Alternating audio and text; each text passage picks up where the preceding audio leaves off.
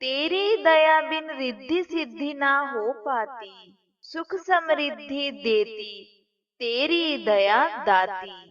दुख दारिद्र विनाशकारी, दोष सभी हरना, दुर्गुणों को संहार के पावन मां करना। नवम तेरा स्थान, नौवें नवरात्रि को करें सब तेरा ध्यान। सिद्धिदात्री हे माता, सब दुर्गुण हरना, अपना जान के मैया हम पे कृपा करना। अपना जान के मैया हम पे कृपा करना। जय माता दी दोस्तों, स्वागत है आपका हमारे YouTube चैनल भक्ति की शक्ति में।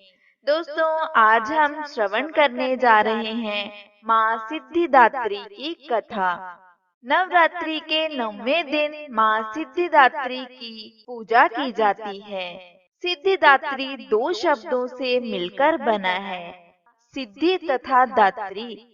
सिद्धि का अर्थ है अलौकिक शक्ति और धात्री का अर्थ है दाता अर्थात प्रदान करने वाली। सिद्धिदात्री का अर्थ है अलौकिक शक्ति प्रदान करने वाली, सभी प्रकार की सिद्धियां प्रदान करने वाली। माँ दुर्गा का सिद्धिदात्री स्वरूप सभी दिव्य आकांक्षाओं को पूर्ण करने वाला है। इस रूप में माँ कमल पर विराजमान है और 4 भुजाओं वाली हैं। वे अपने हाथ में कमल, गदा, चक्र और शंख धारण करती हैं। इनका वाहन सिंह है। माँ सिद्धिदात्री अज्ञानता को दूर करती हैं। वह सभी उपलब्धियों और पूर्णताओं की स्वामिनी हैं। मार्कंडेय पुराण के अनुसार माँ सिद्धिदात्री की पूजा करने से सभी प्रकार की बुराइयों से छुटकारा प्राप्त होता है। आइए अब जानते हैं माँ सिद्धिदात्री की कथा। कहते हैं कि भगवान शिव ने माँ सिद्धिदात्री देवी की पूजा करके सभी सिद्धियों को प्राप्त किया था तथा उनका आधा शरीर नारी का हो गया था, इसीलिए उन्हें अर्धनारेश्वर के नाम से भी जाना जाता है। जब ब्रह्मांड पूरी तरह से अंधेरे से भरा एक विशाल शून्य था, दुनिया में कहीं भी कोई संकेत नहीं थे, लेकिन तब दिव्य प्रकाश की एक किरण जो कभी विद्यमान होती है हर जगह फैल जाती है, प्रत्येक शून्य को रोशन करती है। प्रकाश का यह समुद्र निराकार था। अचानक इसने एक निश्चित आकार लेना शुरू कर दिया और अंत में एक दिव्य महिला की तरह लग रहा था, जो स्वयं देवी महाशक्ति के अलावा और कोई नहीं था। सर्वोच्च देवी ने आगे आकर देवताओं ब्रह्मा, विष्णु और महेश की त्रिमूर्ति को जन्म दिया।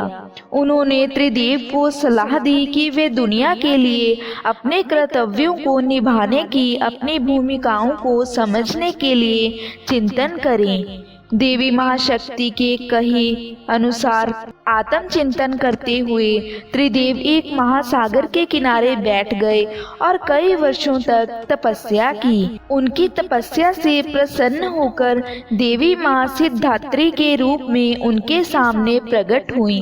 देवी सिद्धिदात्री ने ब्रह्मा जी को सरस्वती, विष्णु जी को लक्ष्मी तथा भगवान शिव को आदि शक्ति भेंट की। सिद्धिदात्री ने ब्रह्मा को सृष्टि की रचना का कार्यभार सौंपा, विष्णु जी को सृष्टि और उनके प्राणियों के संरक्षण का कार्य दिया और महादेव को समय आने पर संसार का संहार करने का कार्यभार सौंपा।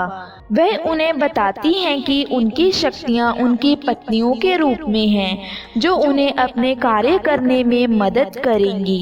देवी ने उन्हें आश्वासन दिया कि वह उन्हें दिव्य चमत्कारी शक्तियां भी प्रदान करेंगी, जो उन्हें अपने कर्तव्यों को पूरा करने में मदद करेंगी। यह कहते हुए उन्होंने 8 अलौकिक शक्तियां प्रदान की।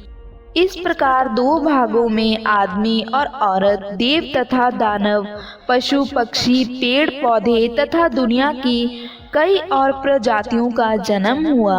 आकाश असंख्य सितारों, आकाश गंगाओं और नक्षत्रों से भर गया। सौर मंडल 9 ग्रहों के साथ पूर्ण हुआ। पृथ्वी पर विशाल महासागरों, झीलों, नदियों आदि का निर्माण हुआ। सभी प्रकार की वनस्पतियों और जीवों की उत्पत्ति हुई और उन्हें उचित आवास दिए गए। इस प्रकार देवी सिद्धिदात्री की कृपा से सृष्टि की रचना, पालन तथा संहार का कार्य संचालित हुआ। तो दोस्तों, ये थी माँ सिद्धिदात्री की कथा। जो कोई भी सच्चे मन से माँ की आराधना करता है, उनकी पूजा करता है, माँ उसकी सभी मनोकामनाएं पूर्ण करती हैं। हे माँ सिद्धिदात्री, जैसे आपने त्रिदेव को 8 सिद्धियां प्रदान की, वैसे हम सबको करना। कथा सुनने वाले का भी भला और कथा सुनाने वाले का भी भला। तो बोलो जय माँ सिद्धिदात्री की।